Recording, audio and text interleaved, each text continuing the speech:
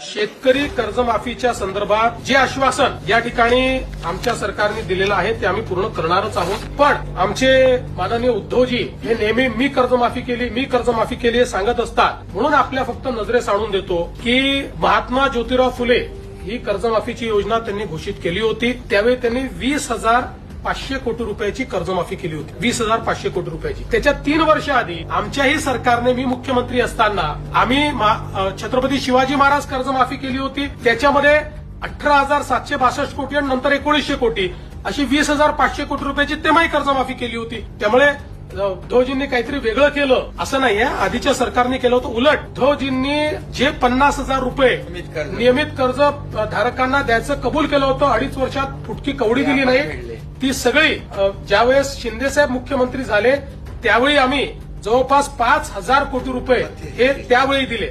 आणि मी हा आकडा याकरता सांगतो की आपण एक लक्षात ठेवा, 20,000 कोटी रुपयाचं त्यांनी त्या ठिकाणी कर्जमाफी केली. आम्ही तर आता जे कम्पेन्सेशन देतो ते 18,000 कोटीचं आहे. म्हणजे 18 नाही, ते खरडून गेलेल्या जमिनीचा विषय केला तर 21,000 कोटीचा आहे. 21,000 कोटी रुपयाचं तर थेट कम्पेन्सेशन आम्ही देतो. त्यामुळे आम्ही कुठेही आमच्या घोषणेपासून दूर गेलेलो नाही. पण आज कर्जमाफी करण्यापेक्षा थेट मदत करणं हे जास्त महत्वाचं आहे. कारण कर्जमाफी केली तरी तो आपल्या जमिनीवर माती कुठनं आणणार आहे, तो आपल्या पुढच्या हंगामामध्ये पैसे कुठनं आणणार आहे.